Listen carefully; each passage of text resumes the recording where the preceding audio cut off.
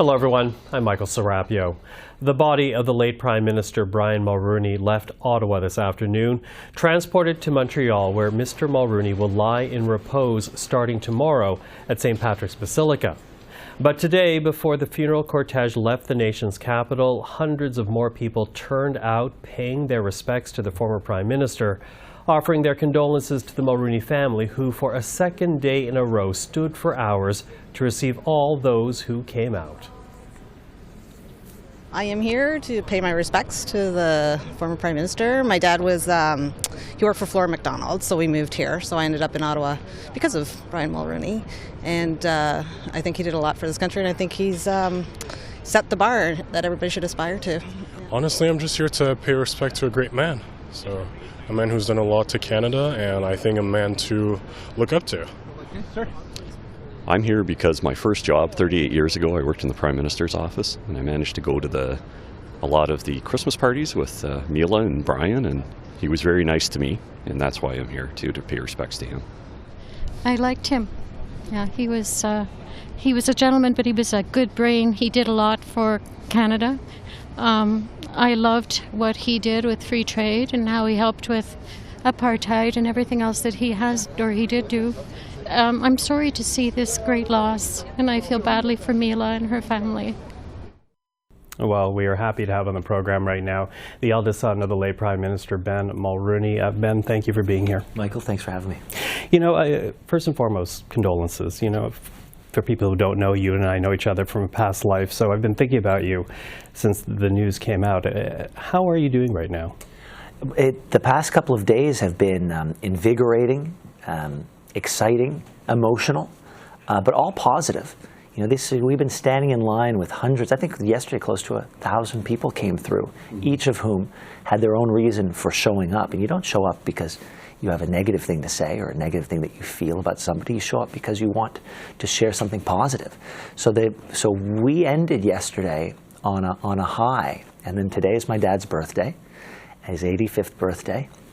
And you know, we woke up to a poll that said that 83% of Canadians think he did a good job on behalf of Canada. So my brother Nick and I walked up to the casket first thing this morning to give him that news. We said, you got a birthday present from a pollster, which is not something he was used to when he was alive. And so we're choosing to enjoy this. This is a special thing that we're all going through.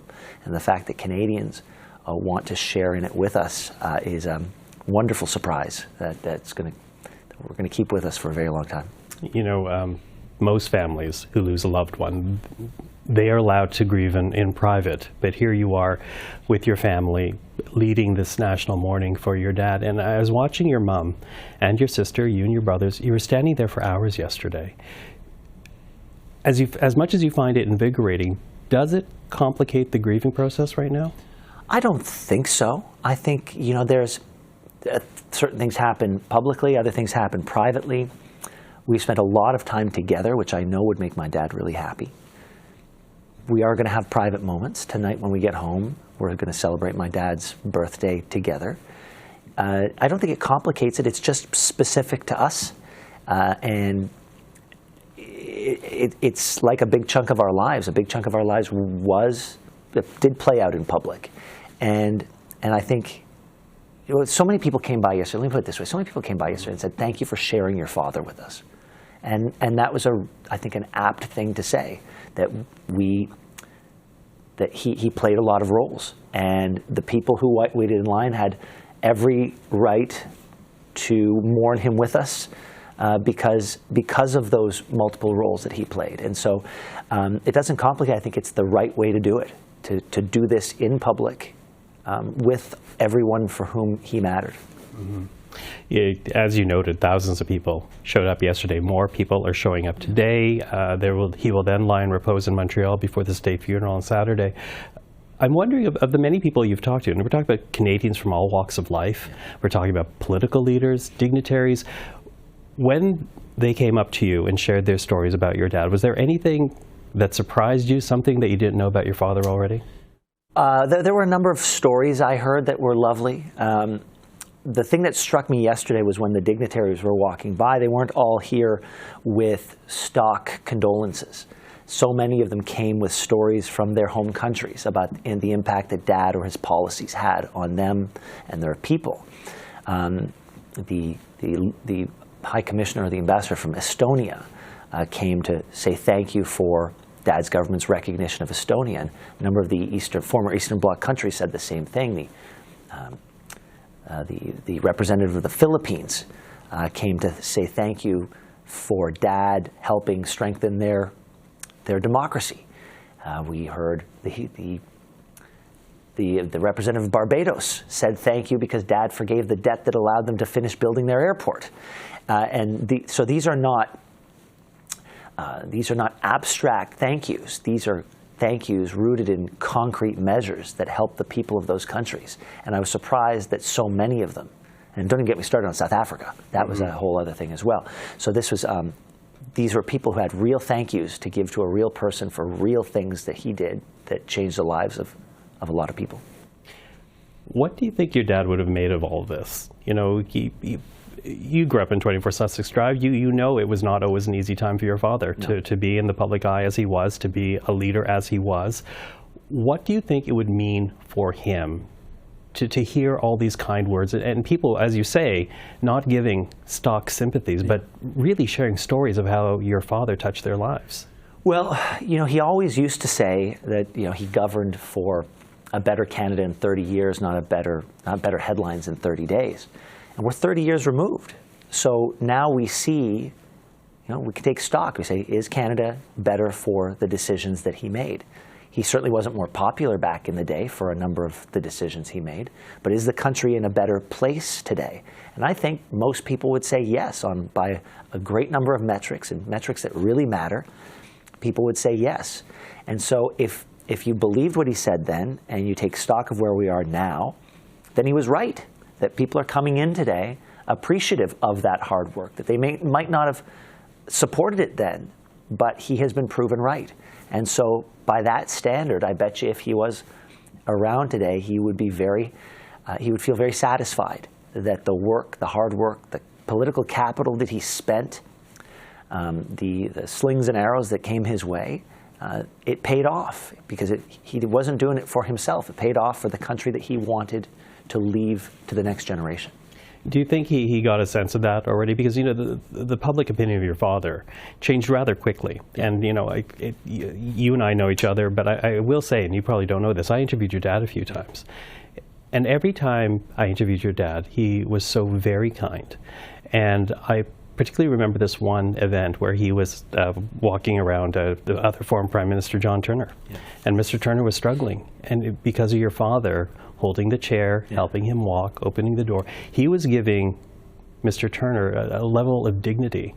And that really struck me. And people in that room appreciated what your father was doing. I'm wondering if your dad in his life was able to get the sense that the public judgment on him was perhaps not what he feared leaving office, and had more so. I think he probably got glimpses of what we're witnessing right now. I think right now is probably the fullest expression of that thus far. And I think near the end of over the last, say, decade, he probably experienced, I mean, when I walked down the street with him, it's as if he was the mayor, he was the king of Kensington. And that was in whatever city we were in. People wanted to talk to him, take his picture, say thank you. This is on a much bigger scale right now. And because I think emotion is playing a big part in it, and nostalgia and sadness. But I think he knew that he was well on his way. He said, I'll always leave it to the historians. But I think in his own mind, in his own heart, I think he knew that the path that he had set Canada on would ultimately come back to him in the form of confirmation by those people that he had done the right things. When the news was announced of your father's passing, when your sister turned to social media, I immediately thought of you because, again, we know each other. And I thought about how when you were younger, your father would call you Gentle Ben. Nice Ben. Nice Ben, yeah. They call you Nice Ben. Still did, up until the very, very end. Yeah. And just how much he loved you. Yeah. He loved your siblings, your mom. What are you going to miss the most about your dad? The older I got, the more time I spent with him, the more time I wanted to spend with him. as the stakes in my own personal life got higher, with kids and a mortgage and decisions that can affect more people, I turned to him more because of the importance of those decisions. I wanted to make sure I was making the right decisions. He invariably had very good advice for me. He was a very good listener. He would sit back, he would listen, and only after hearing everything he needed to hear would he give me the advice that would almost invariably pay off and be beneficial to me. So I'm going to miss that. I'm going to miss how much he loved his grandkids. I'm going to miss how much he loved speaking to them on the phone. He loved when we would send him pictures of them. He'd love hearing their voices. We were planning on spending, today's his birthday, we were all supposed to be down in Florida for his birthday. We loved celebrating things as a family. I mean, as a family of 18 Irish Catholics, there's a lot of birthdays, there's a lot of celebration. So it's one less to celebrate, although we're going to make sure we honor him today. Anything that had to do with family, anything that had to do with joy, anything that had to do with smiling and telling jokes, and the quiet times that we spent together. There's so much. There's so much. I guess I'm not going to know what I miss until I'm in that moment that I don't have him. I lost my mom last year, so I sympathize with what you're going through. Thank you for speaking with us. Thanks, Michael. My sympathies to you and to your family. Thank you.